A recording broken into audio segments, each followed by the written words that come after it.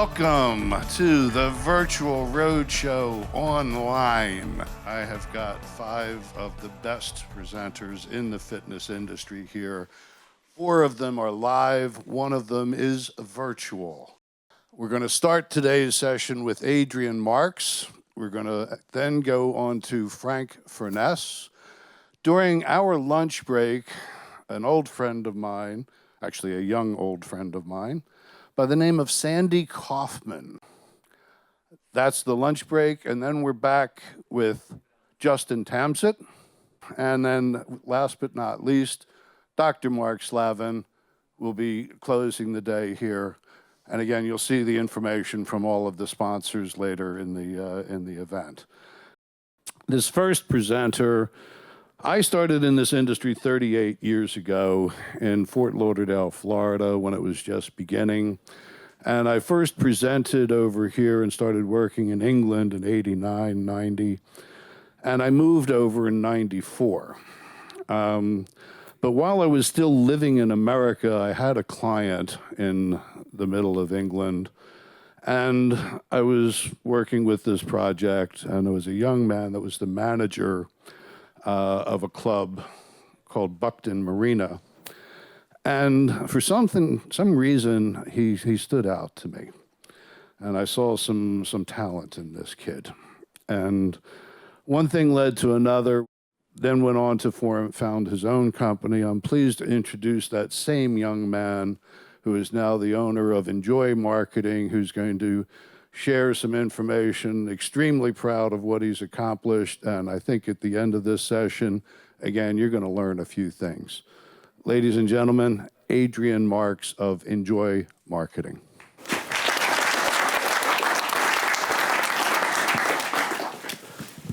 Cheers, pal. Thank you for that, Doug. Good start, good embarrassment. What he fails to mention is I'm also a failed pop star, I'm a failed sportsman, I'm a failed psychologist. What else? And yes, the first time Doug saw me, I think he saw something in me. Second time I saw Doug was in my bath in my home with his girlfriend when I had no idea they were in the house. It was like, I think it was like a chicken fighting with a badger. That's all I can say.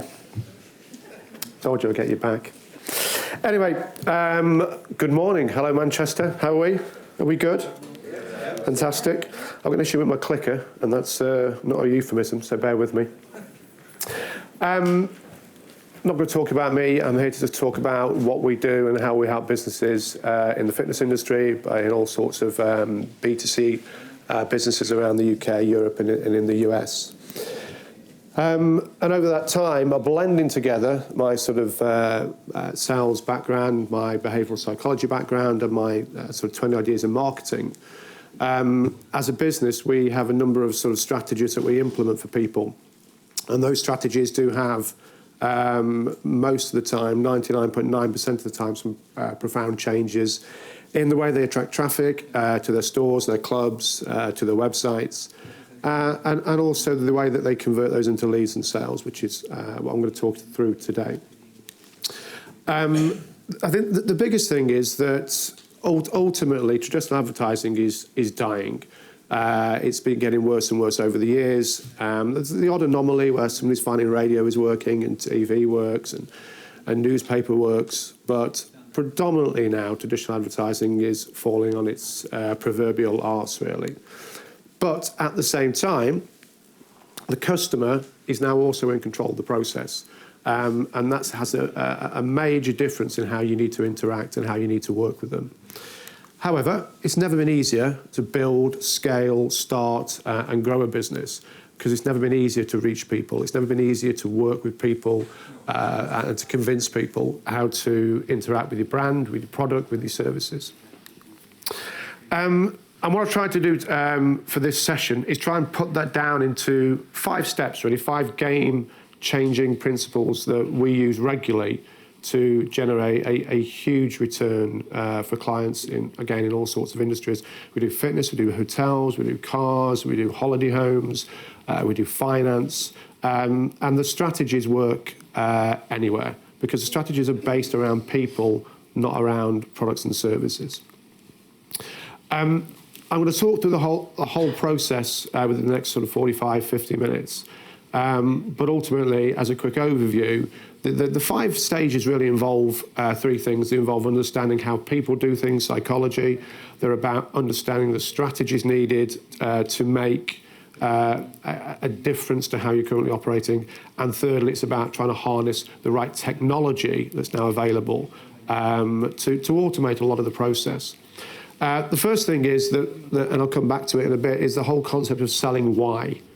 We focus as a business on our operations, we focus on our products, we focus on our services, and ultimately they're irrelevant. All that's important is the consumer, is the customer, is your members, and they have decided to do something with you based on a why, and I'll come back to that in a bit. The biggest part of today is understanding how you align your marketing now with how then people are engaging and buying with you, particularly online, which is where most of the journeys start today. Thirdly, I'm going to put my sort of psychological hat on and just talk to you about how you can use triggers that are defined really by the social digital age and how they can make a difference in percentage conversions and everything else. And fourthly, I'm then going to talk to you about how we can put together, or you can put together, strategies and sequences that drive change. And the fifth one is how we're just pulling it all together. So let's crack on. Selling why is the biggest change you should make to your business, really, in this social digital world. Focusing now on your products, on your services. There's too much out there. There's too many people going after the same marketplace. Why means looking at what the problem is and providing a solution, basically. And the biggest reason is people now are only interested in a number of factors. The whole idea of wants and needs is in the consumer world is, you know, you go back to the 1950s and there were no fridges, there was no TVs. People pretty much had the basics and that was it. If you look at where we are today, we pretty much have everything that we need, everything that we want, particularly in this Western world. So it is now about, from the consumer's perspective, how they feel, how things make them feel, how things make them look. Does that make sense? Quiet. Hopefully it does. But that's the core of marketing, really, is understanding that your products and services are secondary to the emotional impact that they provide. 85% of any buying process is emotional. Only 15% of it is logical. You can convince yourself day in, day out that all your decisions are based on fine, sound logic, but they're not. Everything you do is emotional. With B2B, if you work in B2B, you have the benefit of politics that goes over the top of that, but that again is still 85% emotional. Excuse me. So, who's got a watch? Hands up. Cool. Who uses that watch to tell the time and who uses it to just put on their wrist? Yeah? Yeah? Who uses their phone for the time? Hands up. Yeah? 2/3 of the room. Keep your hand in the air if you do that and you've still got a watch. Yeah? So, ironically, most people don't buy a watch to tell the time. You don't. You buy a watch because of how it makes you look and how it makes you feel. Yeah? It's a fashion statement. And the big brands get that. Rolex don't sell watches. Rolex, there's another brand there for you. Rolex sells luxury. Breitling don't sell watches. Breitlings sell adventure. And you can pretend you're a pilot for 25 minutes on that bit of quiet road on the way back home. And they get that, and they understand that. Now, ladies in the audience, has anybody married? That's my favourite bit. What are you laughing at? Why is that funny? I think I've hit a nerve down the front. Okay, wedding dresses, okay? Now, you wear it once. Possibly. Well, some people have the emotional state of frugality, so they can wash it up and use it again. That's the dress and the husband. But it's probably the most expensive dress that they will buy from a female perspective, which is bonkers from a logical point of view. I tried to tell my wife that, but she wasn't having it either. She reminded me 85% of all purchases are emotional. That was that gone. Does that make sense? So if you think about it, all the things we buy, we can go through logic as much as we want, but it's purely emotional. Now, I can't really see hands because of the lights, but pair of jeans. Who owns a pair of jeans? I like this little game. Fantastic. Right. Keep your hands in the air. No, I'm sorry, this participation event. How awful is that? People at the front going, I should have sat at the back. Right, keep your hands in the air if you spent more than £50 on a pair of jeans. Okay? More than £100 on a pair of jeans. 2 or 3 hands still. Okay, let's go up in 50. It's 150. I can see one hand at least. Should we go for over 200? No, you dropped out. He's dropped out £195. Okay? Now, regardless of the price of jeans, they're all sort of nailed together in a sweatshop somewhere for about £3.50. But ultimately, the emotional element to jeans is brand. And that's what we spend money on. We spend money on brands and how they make us feel. Whether you're pulling jeans, is that the whole concept? Is that the truth of it? Do they work? I look on the face, no. Try something else. That's it. Get a van and some rope. It's the best way to do it, I find. That's how I met my wife.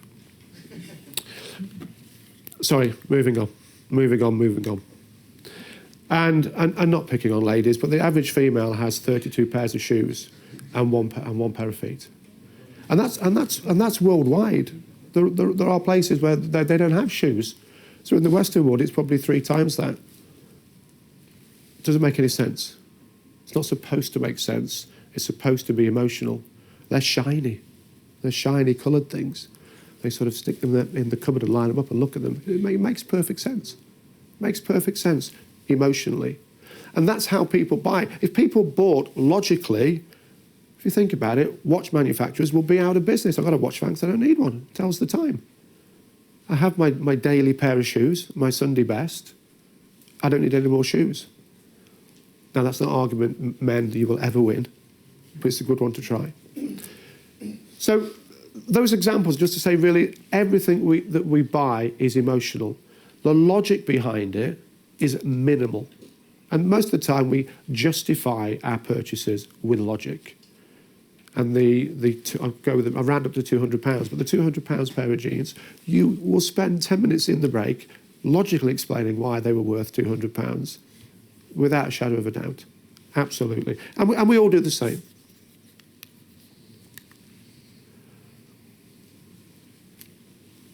This upsets people. Price is irrelevant for your products and your services. Totally irrelevant. What comes into play with price is 2 factors. First one is value, and the second one is affordability. Now, the affordability element, you can do very little about. If they can't afford what you have, there's no point trying to sell it to them, unless you do finance, which is a great invention. So all that's left to sell is value. And that's the only thing that will help you create the emotional attachment you need to a product to sell it. And value really is down to a couple of points. Ask yourself about your business, ask yourself about the products and services that you have, and ask yourself this question: what do you stand for? And why should people stand behind you? Think of the big brands in the world, they stand for something. If you think about the cool brands, they stand for something. If you think about frugal brands, they stand for something. And what you stand for will resonate with people emotionally. Now, you don't have to have something that everybody resonates with. You know, Apple, I think, are still the biggest company in the world, but their market share is still less than 50%.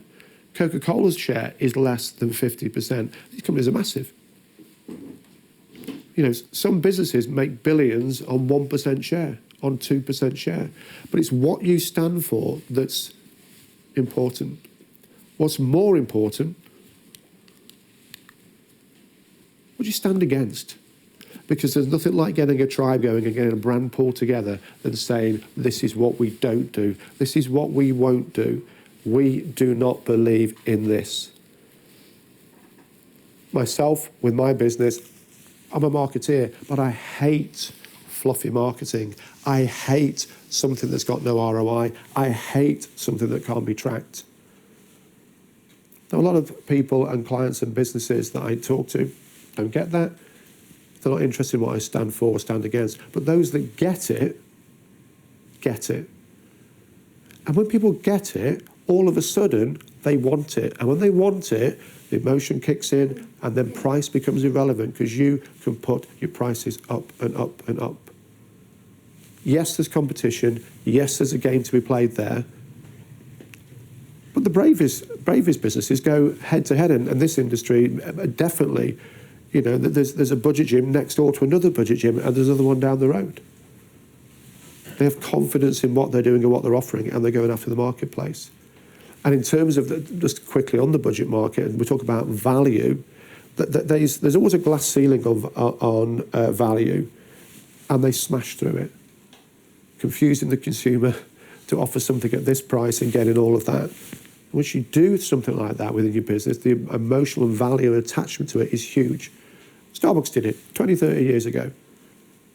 I remember when a cup of coffee was in a sort of plastic cup and it was 50 pence.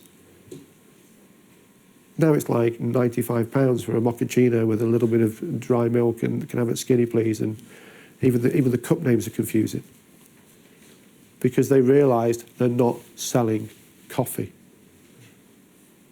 Does that make sense? They're selling somewhere to go and work. They're selling somewhere to go and chat. They're selling a third place. And when you then focused on what the emotional value is to that, you can then start to charge what you want. Again, there's a level where you balance against affordability, because the minute you go out of that range as well and you reduce your market, it becomes a bit more complicated.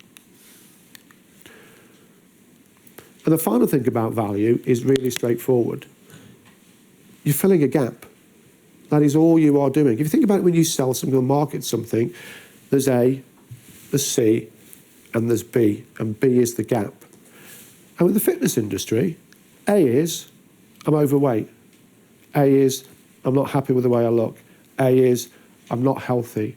A is, I need a new partner. Potentially. So there's a few giggles going, yep. How many people met their partner in the industry?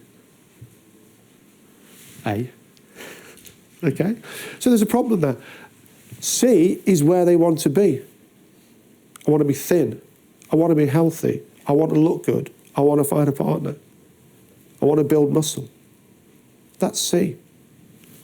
All marketing does is create value in the middle around filling that gap.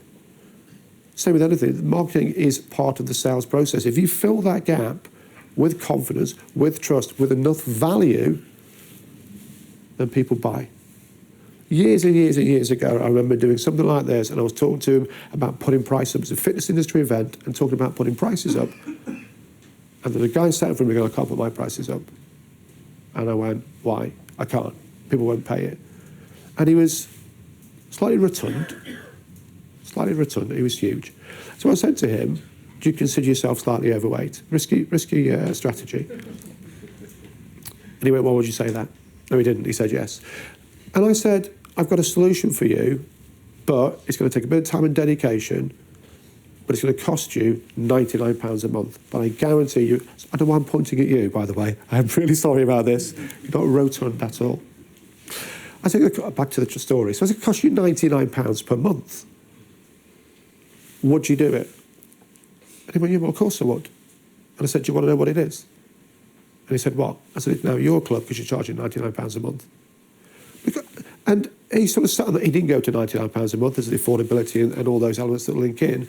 But you could see his little face going, there's a difference between what you think you can charge for a product and service and what you can sell if you create value.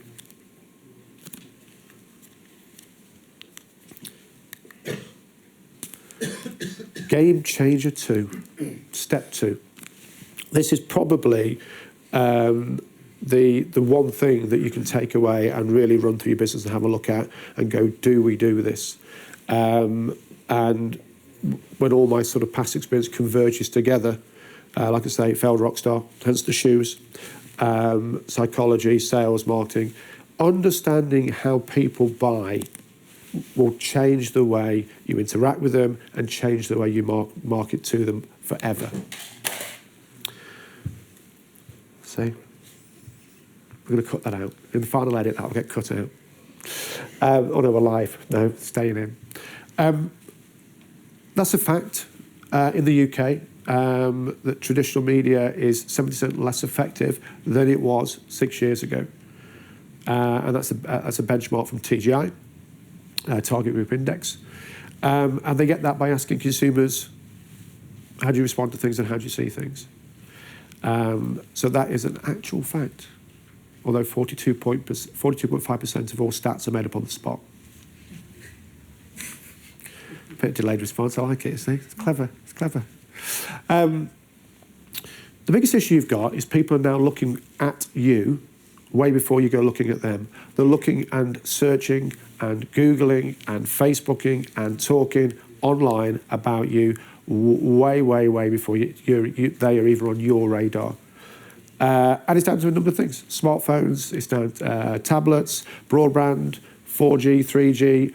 All of those things are working at the moment against you, and you have to harness them and get them working for you. Because, particularly in the fitness industry, the people that are overweight need to get healthy and need to lose weight. That's a fact.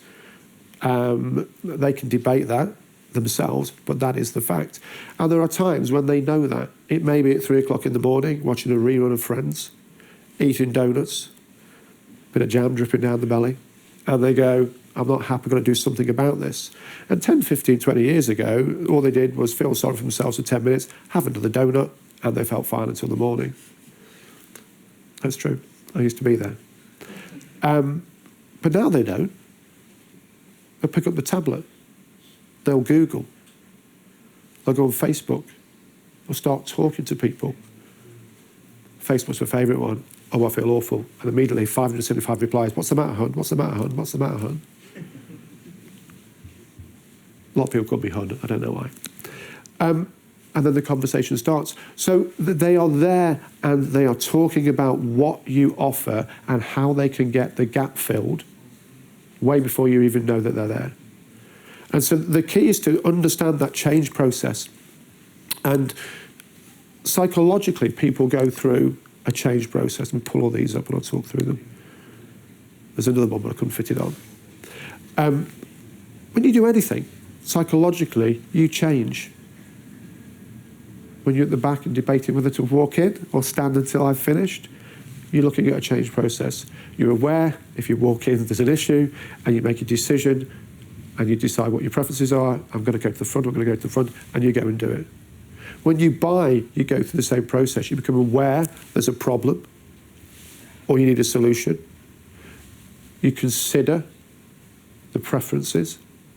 You decide what those preferences are, what you prefer. You intend to take action, and sometimes you do. The big marketeers get it, the supermarkets get it. They flog you magazines and chewing gum like it's going out of fashion because they know it's an impulse purchase and you can go through that purchase process very quickly. If you're in indifference, it doesn't matter how unhealthy you are, it doesn't matter how obese you are, you will not see ads and marketing relating to solving a problem, which is getting fit, because you are not aware you have a problem. That makes sense? Best way to explain it, because it's not just mental, it's physical as well. You have something in the sort of rammed in the back of your skull called the RAS, the reticular activating system. And it blocks out stuff that's irrelevant to you. So physically, if I say now, can you feel the bum? Can you feel your bum? Now, can you feel the chair on your bum, which might be a bit easier to do? The answer is yes. But until I mentioned it, or you were uncomfortable, it's irrelevant, it's indifferent to the brain, and the RAS blocks it out. But it's the same when you buy things. Who's bought a car recently? Hey, must be going well in the industry, look at that. 20% of the audience have got new cars. I like it. when you bought your car and decide to choose your car, you see them everywhere, don't you? You bought your car and now every bugger's got one, haven't they? You know, I can't believe someone's got the same colour. Beetle people do this for some very strange reason, but they do.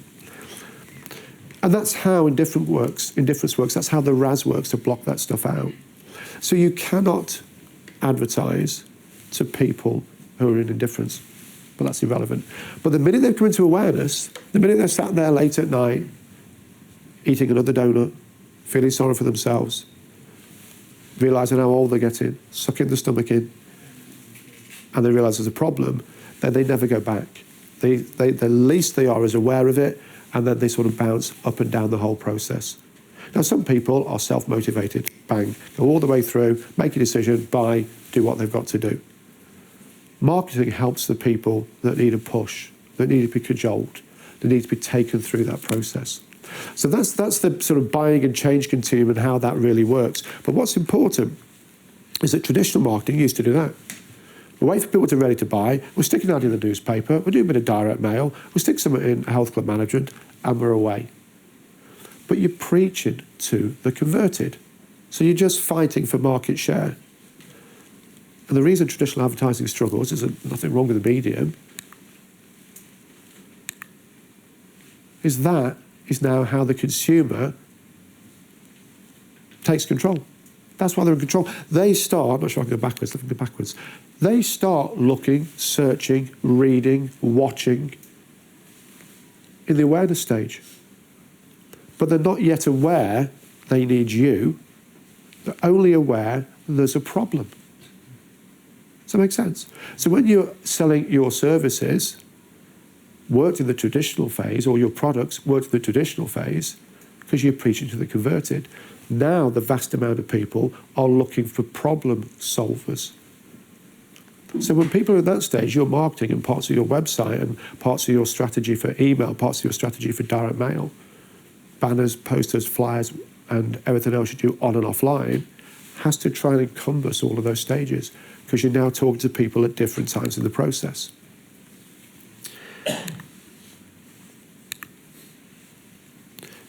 You have to break it down to 4 stages. The attraction element now is about attracting people in to your club or to your website, and that attraction needs to be around the problem. It needs to be promising to solve obesity and weight issues. It needs to be promising to supply the muscles and the feel-good factor that they need. As you get to the preference stage, the aim for you is to start a conversation, an engagement, to generate a lead. Not to drive a sale, that will come. And those that are ready to buy will jump to the sales process anyway, so you have no issues with that. But your key focus on your marketing should now be, particularly online, to generate a lead. And I'll come back to that in a bit, go through a bit more detail. Once you've got that lead, you nurture. And you do nurturing for one reason, because all the way back to what I talked about before, we need to create value. The more value we create, the more likely they are to buy. The more likely they are to buy, the more money we will make. And the conversion bit is just selling, and that will come. Those that are ready to buy will constantly convert anyway. But let me take you through the attraction process. That's what you need to do. With your marketing, you need to understand what your mind share is. And by that I mean, what is it that people want from you? You need to decide what your values are and what you stand for with your business, and then you just own the search. And I put it in inverted commas. I just mean own Google. I mean the search on Facebook, the search on LinkedIn. When they go looking for stuff, you need to be there. You need to come up. Because the first thing they do when they are sat in their living room watching TV late at night, they run out of donuts by the 4th day, so they're eating dog biscuits, that's all that's left, is they start searching. So you need to find out what these people are searching for, and it will be probably weight loss, losing weight, gaining muscle. Those are the things when people search that you need to be there for. They're not searching for you. Not unless they know you and already have creative value around your brand, they're not searching for you. And again, if you run pay-per-click, if you run ads on Facebook, the key is to put in your ads not how great your services are and how great your products are. You can allude to that. But the key to it is put down the words that they are searching for. Google will help you. If you ever notice when you do a search yourself and the ads come up, they highlight the words that you're searching for. So find out what people are searching for in your town, in your country, in your city, in your region, and own that search, and then build value around it. Go through. Inbound marketing, nice and straightforward, really cheap, basically free. Love it. Bit of social media, bit of SEO, a little bit of article writing, a little bit of referrals, a little bit of search. Problem is, there's a reason it's cheap or free. It's relatively rubbish on its own. It is. People often, because you've done that, you've been told by the world's latest gurus, this is where it all is. Well, actually, all those things are good for creating value once you've got people towards you, but it's free because it's hard to monetize because it doesn't really give a great investment. Not until you've started the value-driven process. It's the outbound marketing that drives traffic. And whether that is traditional advertising, which are left at the bottom, as long as that's direct responsive and it works for you. If it works, you don't change it. Don't wake the bear. Hair. I promised somebody I would say that and get that in today, and it fits nicely with that. I have no idea what it means. I think it's a child's book. But they know who I'm talking about. But that will work for you if you're getting figures. If nothing works, do not change it. But as you go through remarketing, digital marketing, email marketing, LinkedIn advertising, and the biggie, Facebook advertising. Facebook advertising is an absolute gold mine. And if you're not making an ROI of thousands out of it, it's just that you're not doing it right. And the reason it's so effective is that's where everybody is for hours at a time, day in, day out. It is the Google PPC of now.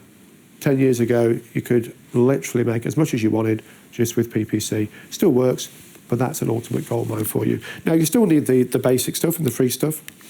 So a few percentages that are either made up or spot on. You decide. About 30% of your marketing should go into that. And 70% of your marketing should go into that. And as I said to you before, what works, you scale. When we work with clients, we test Facebook budgets of £20, £30 when we start with them. If it works, you just keep going. I've got clients spending 50, 60, 70, 80,000. I've got one client spends $1 million a year on Facebook. Not because it's wasting money, it's because they're bringing back tens of millions in sales. I'm not here just advertising at Facebook, but obviously at the moment, that's one of the key things for you. Once you delve into that, if you're using YouTube, you're using Messenger, Instagram will automatically feed through Facebook anyway. Those things will work, but those are your key drivers. If you use Twitter, fantastic, brilliant, wonderful, you won't make a penny out of it. They can't monetize it properly, but it's great fun. I don't know why there's a warning, but there's going to be a warning. Oh, there you go. When I talked before, the biggest mistake you can make when you start your marketing is that. Now, it's a little bit argumentative, but what I'm trying to get across is the aim behind what you do is we are looking to try and generate engagement. We're trying to generate a lead. We're trying to start the communication process. That's the second biggest mistake you can ever do. Now, I've got web designers, and they hate it. They go, why do you keep putting that slide in? I said, because it's true. We do great websites. I said, no, you design what the marketing team and the direct marketers and the salespeople tell you to put together. You do a fantastic job of it. But think about it. My view is a website is a 24/7, never sleeping, never eating, never taking a holiday, never phoning in sick salesperson. So the last person that should put that together is some creative guy that comes into work in a pair of shorts and flip-flops. Yeah? Now, you need them to build the website, but you need to treat it like a salesperson. And to do that, you have to work with salespeople, you have to work with marketeers, direct response people, because they can write good copy. They'll put proper call to actions in. They'll understand that 100 links on your main homepage are utter pointless because all you're doing is giving people 100 opportunities to bugger off somewhere else.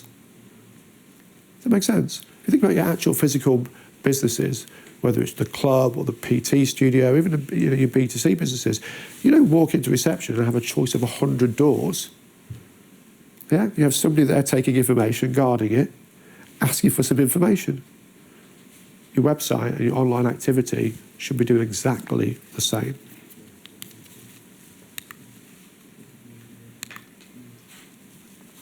And the biggest reason, because of this, that if you are converting 2% of people that come to your website, which isn't bad, by the way, the average is less than 1, you're still losing 98% of people into the ether forever.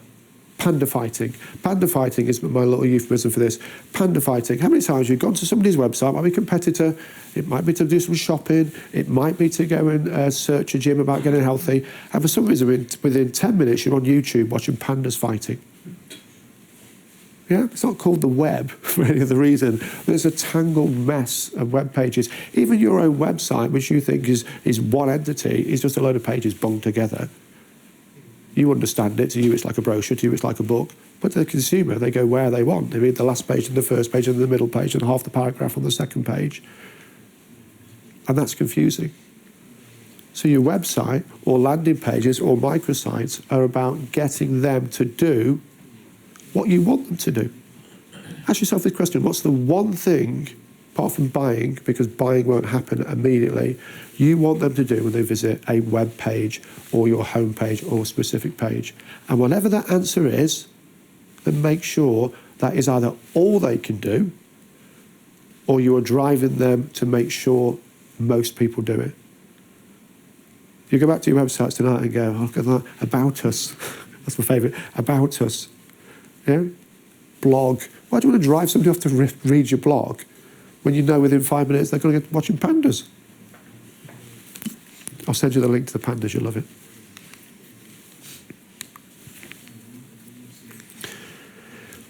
Big business gets it. It's all about the list.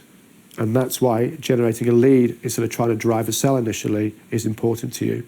You're in the list business. The bigger the list you have of the right-minded customers and potential customers, the more profitable you will be. It's as straightforward as that.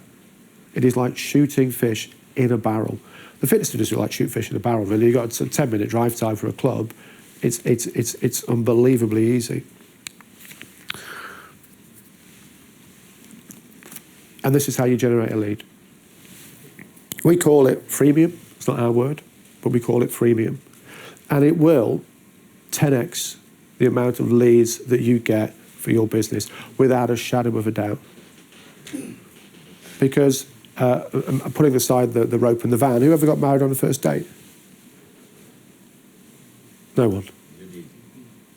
Yeah, she's still not calling it marriage, but, you know, to be fair, you know, let me go, to me is, I love you. I'm off on a tangent, there was no need for that. But you don't. So why do we expect a customer or potential customer to buy from us the minute they wander onto the site? Think about it. How many websites have you ever been to, any businesses, and bought immediately the first time you visited? Even brands you know and love, you'll watch the video, you'll do this, you do that, you do the other. Yeah? But businesses you've hardly ever heard of and never visited the site before, I've never met anybody. I must have spoken to 100,000 people over the last 20 years. I've never met anybody that has ever done it. Because you just don't. So why do we try to do it? Does that make sense? I'm not saying you don't sell on your websites, because you do. Because the people that are in the intention mode that already know you, that are already ready to buy, need to be very obvious of what you do, what's available and how to get it. But actually, if you build a list, you can drive them off to where you want them to go to purchase anyway.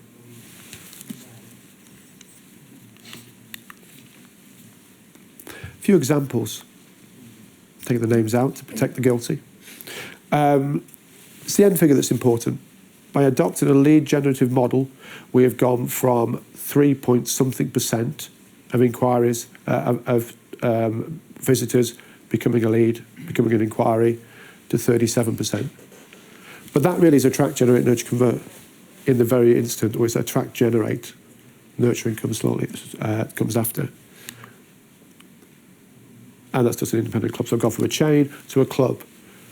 Now, the conversions on that are lower, but it's still 25% of everybody that visits that website and leaves a name, an email, or a telephone number, or purchases. Purchases is low.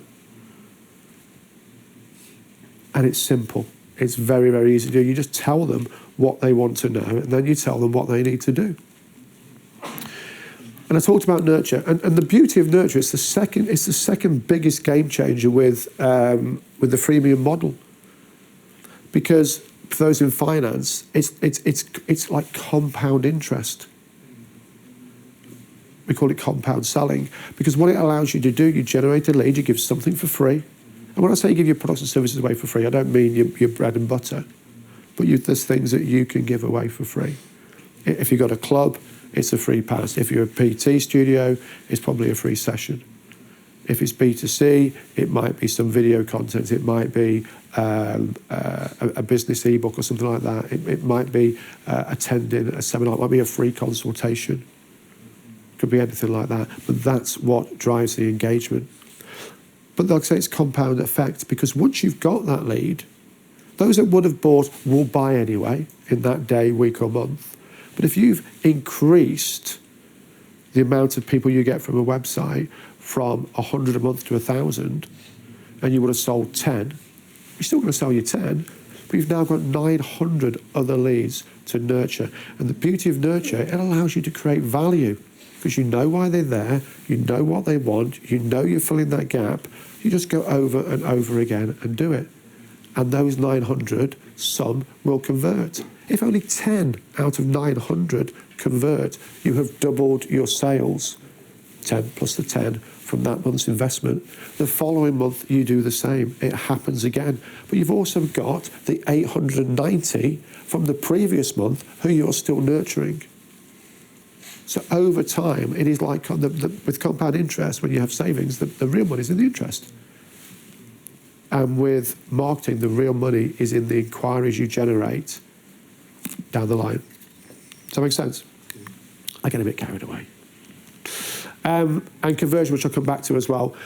Once you've got the data, then you can decide when they join, what they pay, how they pay, because you can then tailor it to them. And then you can build in all the psychological little tactics that will help create a sale. And you put a better incentive. You can deliver some risk reversal to the people you've captured without everybody else knowing about it. You put imperatives in place, put scarcity in. Scarcity is probably the biggest way to close out a group of people. And if you're in sales, you know that. I've only got 3. I've got 1 left. Doug alluded to my days way back in the early 90s selling memberships. And a number of times I go, particularly on corporate membership, I go, I think we're full, but I'm sure somebody cancelled. Let me go and find out. Good old sales. Never goes away. I come out, actually we have. Would you like it? It's a yes or no answer, because if you say no and come back tomorrow, the brain says it's not going to be there. And we can pretend we're clever and we're logical and we don't fall for that, but we do. I bought a bathroom from MFI. Remember MFI? They went bankrupt about 7 years ago. It's still in my garage. I've never used it. But it was in a sale. It was ending that weekend. And I knew it was ending every weekend. DFS had built a £300 million business on it. Offer ends this weekend. The limbic brain, the little chimp inside you, the little monkey brain, the reptile brain goes, go and get it, we're going to lose it. Because it goes back, it's something we never escape from. Tens of thousands of years ago, we had very little. We walked past something, it would not be there the day after, and that's sometimes the difference in life and death. And we don't have that anymore. But that little bit inside us is constantly reminding us. So scarcity is a huge, huge driver. And I'll come back to timeframes in a minute, but the beauty of particularly the digital world nowadays, the shorter the time frame, the better. And I've got some examples. I can sell more memberships in 24 hours than most clubs will sell in 6 months. Just the way it is. I've sold more PT packages last month in 6 hours than the client did in the last 2 years. and not just trying to be clever, it's just techniques like that. And the beauty of it, once you've done attract, generate, nurture, and convert, your business is now just about percentages. How do I improve my lead generation percentage? How do I improve my conversion percentage? How many more emails do I send out to nurture? How many more text messages? How many more events? How many direct mail pieces? And on the attraction bit, once you've got a lead generative model, you scale it. As long as the return on investment is there, you scale it. It's a no-brainer as long as it makes money. Because if you gave me £1, so you gave me £1 every day, which would be brilliant. But at the end of the day, I give you £2 back. When would you stop? Never. Yeah? But I said to you, well, give me £4, and at the end of the day, I give you £8 back. When would you stop? Never. I'm answering for you, because I know it's easy. You give me £20 at the end of the day, I give you £40 back. One day you're going to go, will you take 400 quid? Yeah? Once you have something to work, scale the crap out of it. Because the thing is, it won't work forever. That's the beauty of marketing.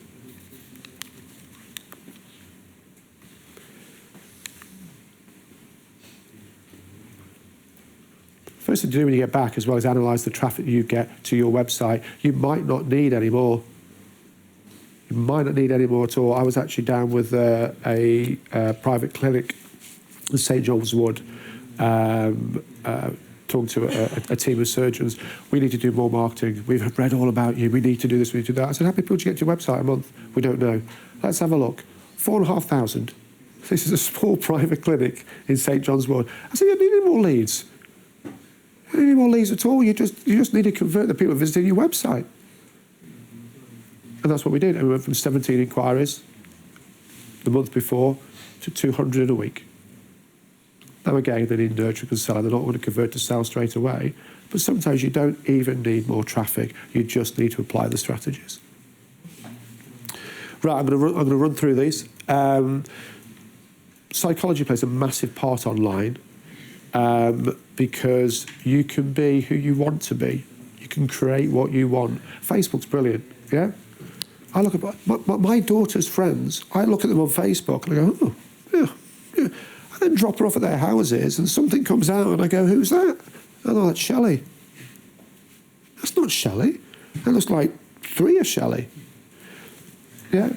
It's true though, isn't it? Yeah. And to be fair, my Facebook picture is from 2007, okay? And I'm on the terrace like this, outside, overlooking the sea. So I'm just as bad. But does that make sense? So the psychological impact of social media and the digital world you can really, really harness because everybody else's life is great and mine isn't, goes on, yeah? They do. People put on, oh, this is us, we've just gone out to gymnastics with the kids and now we're going into Manchester, Chichikettis for tea.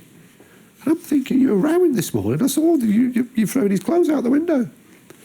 This is the neighbours. Happens all the time. So I get most of my clothes from. So let's just run through. There's I can't remember what it's called. It's a great book called, I think it's called The Power of Influence. And there's a new one now called Persuasion. I think it's Robert Cialdini. Brilliant book. And if you want to, manipulate's the wrong word, but if you want to cajole and help people make decisions, then there are some key factors that we all do, whether we like it or not. And the main ones are on there. Reciprocation. Who's got kids? Who's got kids? Reciprocation is brilliant, yeah? That little kid that you can't stand him and you can't stand his parents, but they invite your son or daughter to their birthday party, and you've now got to invite the little bugger back to yours. You just have to. Reciprocation. It's how we used to survive. A lot of this stuff is linked to the limbic brain, the monkey brain. That's how we survived. You know, you rub my back, I'll rub yours. And it still works today. And it's the foundation behind lead generation. The more you give away, the more you nurture, the more you help, the more advice and information that you deliver, the more value you create, and they feel like they owe you something. So it's a key driver. Scarcity we've already talked about, but again, it's a massive driver. And it depends what you sell. If you sell bottom end, it still works. And you have to squeeze that with timeframes. If you sell high-end products, particularly to the consumers, oh, rich people don't like what they can't have. Yeah? And brands know that. Brands know that. A few years ago, Range Rover brought out the Evoque, okay? And there was a 9-month waiting list. That was the plan. You wanted to buy it, that's what you got. You drove up to the Wirral, there's about 7,000 sat in a field. Because if they put them into the market and there's too many, the scarcity disappears, and all of a sudden everybody's got one. That's how it keeps the price high. If you think about it, well, I've got to wait 9 months. There is enough workers in this world. There's steel coming out by the metric ton per second all over the world. And there's enough cows still going around to do a bit of leather. So it's created, they create the scarcity. They create that element behind it. In the fitness industry, two of the things that are important to you have put in authority. You are the authority. You get caught up in cleaning the showers, you get caught up in this run out of towels, you get caught up in the fact that one of the members has found a sausage in a locker and there's also all kicking off. True story. Wasn't my sausage. Wasn't mine, but it'd been there a long time, which was weird. It was a cleaning issue. But at the end of the day, you are the expert in your business. You are the authority in your business. And we love authority. Yeah? We love people that know things. We love experts. You go to the doctor, he gives you tablets, you take them. You don't read the huge piece of papery thing that goes with it, because if you did, you'd never take them. Yeah? Policeman stands out in the street and does that, as you do 130 down the motorway, you will stop. Just about. Yeah? If they're not got a uniform on, then don't stand out in the road and do this at all, particularly if you're carrying a carrier bag. Doesn't work. But authority is key, and that's how they see you. That's how they see your advice. That's how they see your business. If you're on PT studios or have PTs as part of your business, that's all you're creating, the authority and the trust that you can deliver. And that comes from consistency. Once you've got that value proposition, once you've got those messages, you keep doing them over and over and over again. We probably send 3 or 4 emails which are the same, and we probably send them 5 or 6 times a year. We do a lot more than that, because you can't remember what you did yesterday, don't remember what you read a month ago. And actually, if you send the same thing over and over again, inside, they're picking up on bits of it and going, oh, I believe this is true. I think I sort of knew this. Fear of loss, one of my favourites. We hate losing things. So again, closeouts, scarcity, short time frames and everything else. And social proof, which I'll come back to those two, I'll quickly go through that. Social proof is about filling the gap. It's about building your trust, it's about building authority, but it's about going, this is your problem and this is how we can fix it. So you should have consistently testimonials. If you haven't got any, make them up. Doesn't really matter. Yeah? You're better off with real people, real faces. But if you haven't got them, make them up for now. Get them on there. Use video, use content, use articles, whatever you can to say, this is what we do, and look at the results we've got. Because I said it was going, you are creating B to get people from A to C. All you have to do is go, look at all these C's. Look how happy these people are. Look how healthy these people are. Yeah?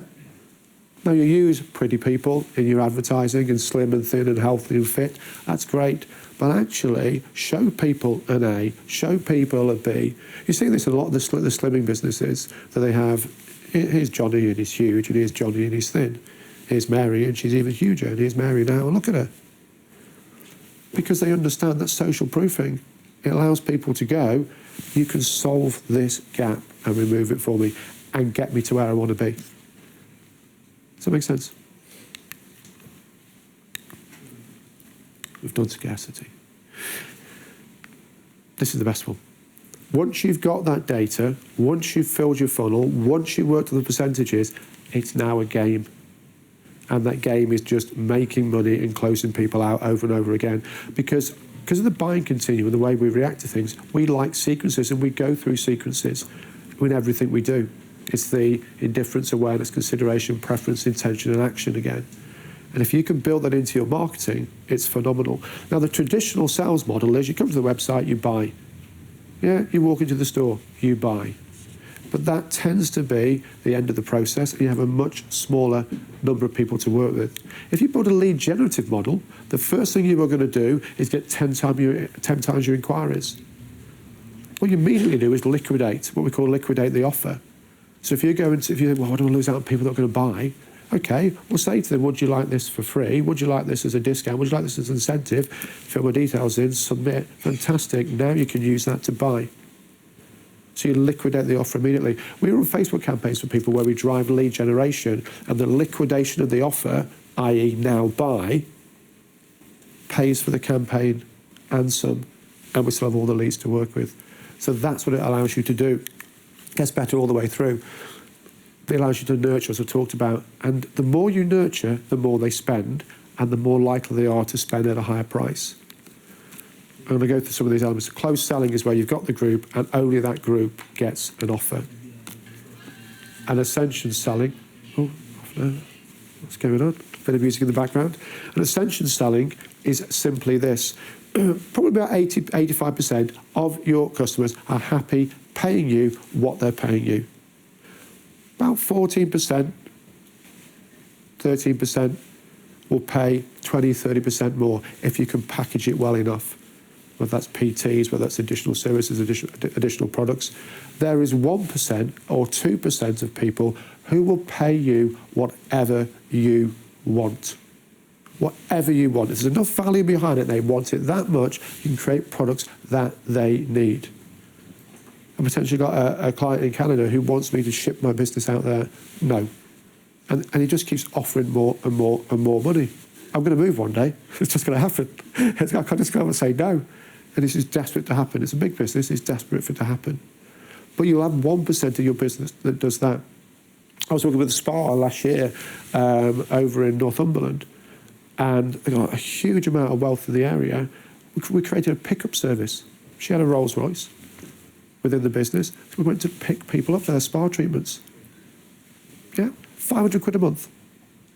25 people signed up for it. Just get picked up. But how cool is that when I talk about emotions and how things look? You sat there in your house, the horn goes, the neighbours are out like this, which you're going to do twice when they see you, and there's the Rolls Royce, and out comes the door. Just offer them a spa treatment. Yeah? That's worth 500 quid, isn't it? If you've got the money, affordability. I've not told the wife about that one. And we're talking about things like launches and closed groups and all that. I spoke over in Seville last year. Someone came to me, "You're Mr. Pre-sale." No, I'm not sure if I am, but... And we had a conversation. I said, "No, actually, I'm the trigger campaign guy." Which I've now got my business cards, but I'm too embarrassed to hand them out. Because I thought it was a great idea at the time. When I talk about owning the search, what's your mind share, what value you create, I had a stranger walk up to me in another country and go, "Mr. Pre-sale." But the pre-sales are this, the trigger campaigns. This is where the real money is. Launches, whether you're launching a product, launching a club, launching a new service, starting a business. There's a way now online to do it, which I'll take you through. Referrals, there's a better, more effective way using the strategy to do it. Closed groups, I'll talk through that. And ascension, I probably won't because I haven't got enough time. UK pre-sale. And this was last Thursday, last Friday. No salespeople. All online. Not even a porter cabin. That came the day after. And the reason we do that is we use all the strategies in. We went out and we generated leads. You could not join. You could not join. You could register for a saving, and we built that database up. It's a really small town, this, and we generated just under, or just over, I think it was just under 2,000 leads. That was it, 2,000 leads from 6,000 visitors to the website. So 33% of all people went to the site, put their name in. We then went out and went, "Oh, you can now join.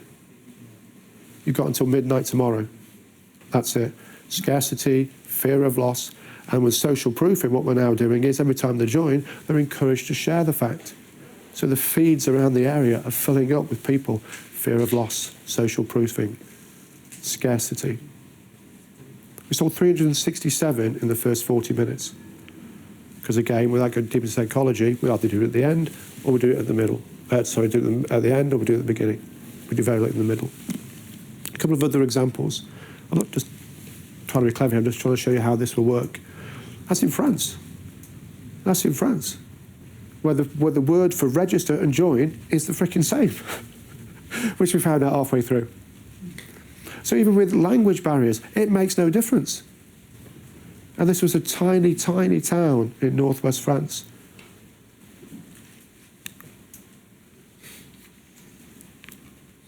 A referral campaign. Now this was for a group, so that that's not just one club or one fitness centre. Using all those strategies again, get people to refer. Refer as many friends as you like for X, 3 7-day pass, 3 1-day pass, 3 5-day pass, and we'll give you X, imperatives and incentives, but you must do it by 5 o'clock. Over 11,000 referrals off a membership base of 72,000. And then using technology, we mailed the 11,000 people and went, here's a 7-day pass. You can actually convert that to a free month, but you must do it by midnight. And of those 11,000, nearly 2,000 booked to come down. They had to come down. They didn't do join online. And all of that is the strategies I'm talking about. And I was talking about PT earlier. Big fitness chain, 6 hours, nearly £88,000 in PT revenue. And you talk about all these things coming together, you talk about creating value, and you talk about the whole concept of digital and social media. Got a call. We need to pull it. What do you mean need to pull it? We can't cope. We were expecting to sell about 5,000, to be honest. And it started off nicely. The first couple of hours, I think we'd done about 3,500, 4,000. And then it went from 4,000 to about 30,000 in about half an hour. And I talk about social proofing, we talk about value. We found out that Martin Lewis, the money guy, had found it. He'd signed up, seen the email, decided what to do what? Make it the deal of the day. And email is 1.2 million people. Brilliant. So we're at £33,000, £34,000, pull it. So the FD rang Martin Lewis and said, can you take it down, please, and can you not email anybody more, because we're going to cancel it. What did Martin Lewis do? Sent out another email saying, you've got minutes, this is going to go. We went from 34,000 to 87,000 people. We had people buying nowhere near a freaking club. And the biggest irony of this, and this is 100% true, girls in my office bought some. What are you doing? What are you doing? And they got caught up in it because it's emotional and it's a deal and it's how they feel and it's easy. It's wonderful. And whether you're a chain with over 100 clubs or whether you're a B2B or just one club or PT studio, the process works the same. The numbers will be proportionate, but they work the same way. And then very quickly, just to finish off, that's the 5 game changers.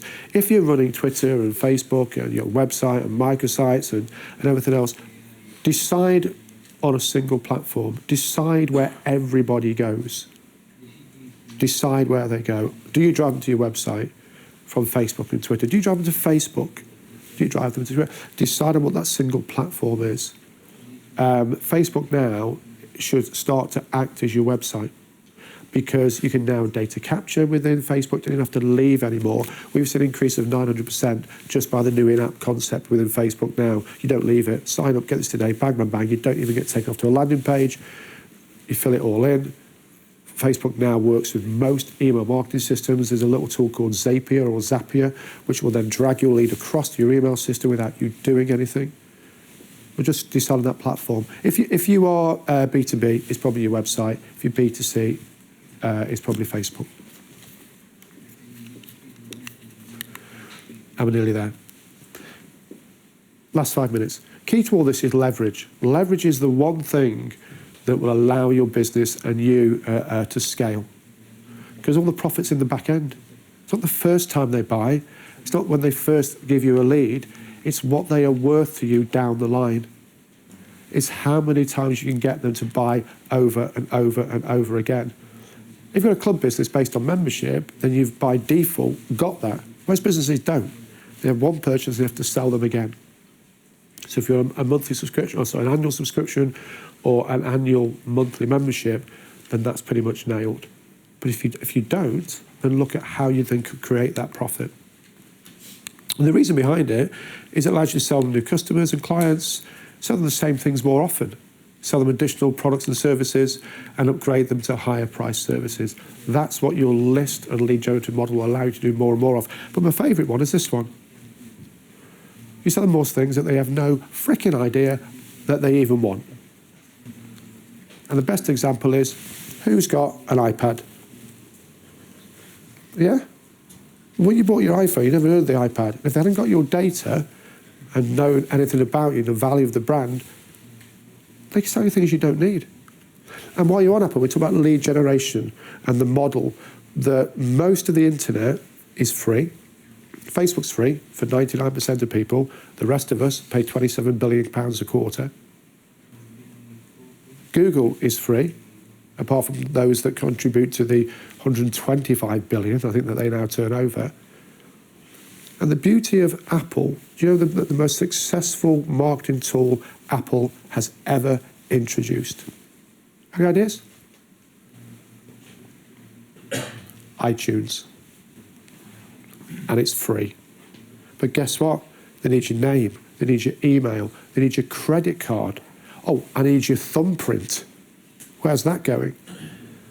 They understand the lead generation model and the freemium model better than anything, because everything they then introduce, they go out to their list, to their tribe, to the people on iTunes, and go, there you go. Amazon do the same. The reason Amazon are the biggest retailer on the planet is because of a list and one-touch purchase. Does that make sense? And I know you go, well, it's obvious because they're retailers, but it's not obvious. They store it, they data it, they monitor it, the behavioural analysis. You can do the same to a certain degree. Don't know why that's up there. That's my favourite ever quote. That's right, my mum and dad a swimming pool. They also realised the songs, how they made people feel, how they were emotionally. It was just the means to an end. But they also realised it was a never-ending process. It wasn't Love Me Do that made Paul McCartney £767 million, as the rich list is telling me. It was the 797 songs afterwards to his list.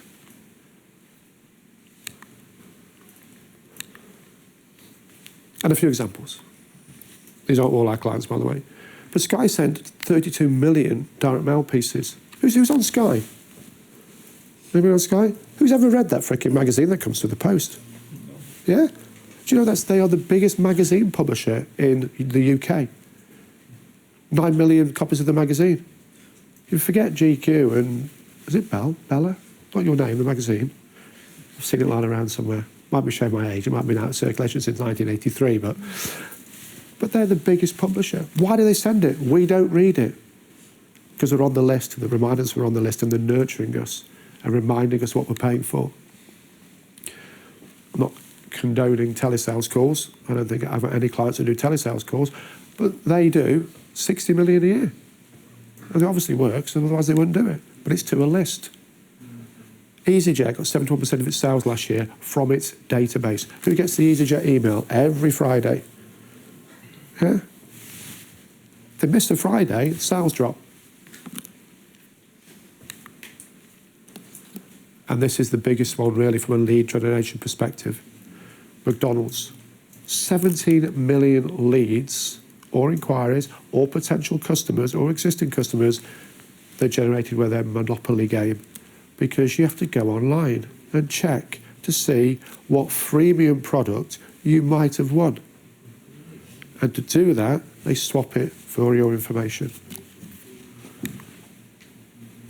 And that's just bonkers. Absolutely bonkers. How many server farms does that take? It works regardless of price, obviously that's irrelevant. It was just basically saying we picked up a client who downloaded our video, our conversion video, on December the 3rd, 2011. Once you've got that list, I say it's about that compound selling. And I actually said to him, I said, why is it taking you so long? And he went, don't know. Been wanting to do it for ages. Without the list, I'd have lost him 6 years ago. Well, him and his wife, I lost them 7 years ago. And that, for some reason, says blah, blah, blah. That says join my list. If you want the slides from today, if you want a copy of our conversion model 2017, which just lists all the technological tools that we use to deliver these sequences, it's free. But I'm going to, see, always hustling. And I'm honest. You'll get the booklet, it's really good quality, everything you need to really put all this into place. And I'll also then send you articles and all sorts of stuff going forward on all the stuff we've talked about today. Thank you very much indeed. My first live ever show.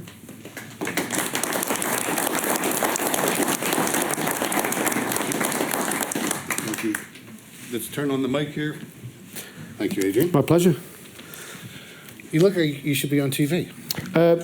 I should be in a battery shop buying batteries for this. It keeps going off. That's where. That's where I'm going now. Okay, guys. What we have right now is a coffee break for those of you here in the audience. For those of you that are watching this thing online, we are going to have some words from our sponsors. It's 15 minutes and 2 seconds, so if you want to get a cup of coffee too, you can do.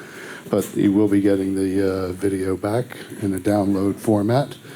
And by the way, the Stuart King of River Hills Club, you win the prize for noticing that my fly was down during the introduction. You win an expense-paid holiday in Suffolk for 1 week at my holiday cottages. I always suggest that's because of the weight. Oh, That's what I normally do if I no get caught comment. out.